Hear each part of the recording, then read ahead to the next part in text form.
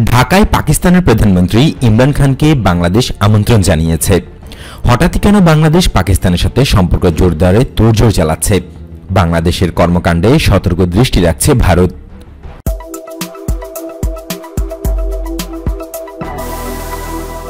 পাকিস্তানের প্রধানমন্ত্রী ইমরান খান চলতি বছরের মে মাসের শেষের দিকে বাংলাদেশ সফরে আসতে পারেন। ৮ মুসলিম রাষ্ট্রের জোট D8 এর শীর্ষ সম্মেলনে ইমরান খানকে আমন্ত্রণ জানাতে যাচ্ছে ঢাকা। ৩০ এবং ৩১ মে ঢাকায় দুদিনের ওই সম্মেলনের আয়োজনের প্রস্তাব করা হয়েছে। শীর্ষ সম্মেলনের আয়োজক হিসেবে ঢাকা D8 সেক্রেটারিয়েটের সঙ্গে পরামর্শক্রমে প্রস্তাবিত তারিখে সদস্য রাষ্ট্রের শীর্ষ নেতৃত্বের ব্যস্ততা বা আপত্তি আছে কিনা তা জানতে চেয়েছে।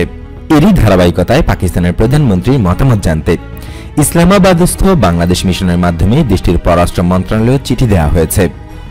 অপরদিকে ইমরান খানের বাংলাদেশ সফর নিয়ে হিসেব করা শুরু করেছে বৃহৎ প্রতিবেশী ভারত।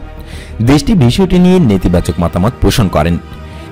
ইমরান খানের বাংলাদেশ সফর নিয়ে এমন সময় কথা হচ্ছে যখন ভারতের সিটিজেনশিপ অ্যামেন্ডমেন্ট অ্যাক্ট নিয়ে বাংলাদেশ ভারত সম্পর্ক তলানিতে গিয়ে ঠেকেছে।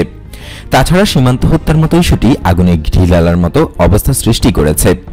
ঠিক এই সময় ঢাকা পাকিস্তানের প্রধানমন্ত্রীকে বাংলাদেশ সফরের আমন্ত্রণ জানিয়ে দিল্লিকে একটি স্বচ্ছ বার্তা দিতে চাইছে, যা বাংলাদেশের প্রধানমন্ত্রী শেখ হাসিনার দারুণ কূটনৈতিক নৈপুণ্য বলা যেতে পারে। ভারত তার কার্যকলাপের মাধ্যমে প্রতিবেশী প্রথম নীতি বা ইস্ট অ্যাক্ট পলিসি থেকে আস্তে আস্তে দূরে সরে যাচ্ছে। ভারতের প্রতিবেশী দেশগুলো ভারতের কর্মকাণ্ডে বেশ শঙ্কিত, যা মোদী সরকারের আমলে আরও বেড়েছে। মূলত পাকিস্তানকে আন্তর্জাতিকভাবে চাপে রাখার চেষ্টায় বহুদিন যাবৎ ভারত ব্যতিব্যস্ত। বাংলাদেশের সাথে পাকিস্তানের সম্পর্ক ভালো হলে এতে ভারতের ক্ষতিই দেখছেন ভারতের বিশ্লেষকরা। তারা ভারত সরকারকে সতর্ক করে দিয়ে বলেছেন, সঠিক সময়ে ভারত তার প্রতিবেশীদের প্রতি সমমর্যাদার সম্পর্ক প্রতিষ্ঠা করতে না পারলে বাংলাদেশ ও নেপালের মতো দেশগুলো ভারত বিদ্বেষী হয়ে চীন ও পাকিস্তানের হাতে হাত রাখার সুযোগ পাবে, যাতে ক্ষতি কেবল ভারতেরই।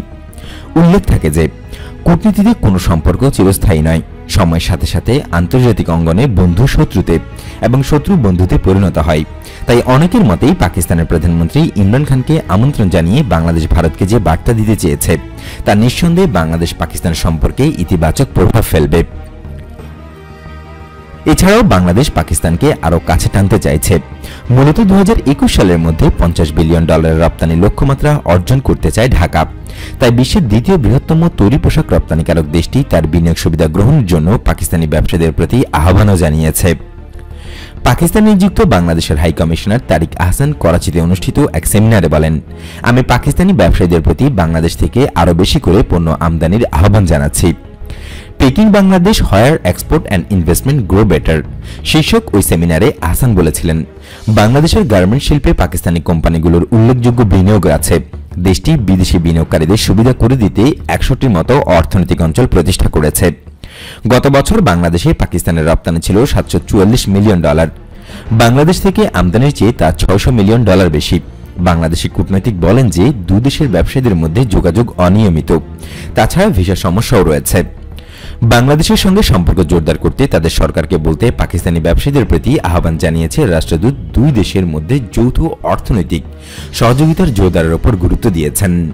মূলত সাম্প্রতিক সময়ে বাংলাদেশ ও পাকিস্তানের মধ্যকার সম্পর্কে বেশ তোড়জোড় চালাচ্ছে বাংলাদেশ।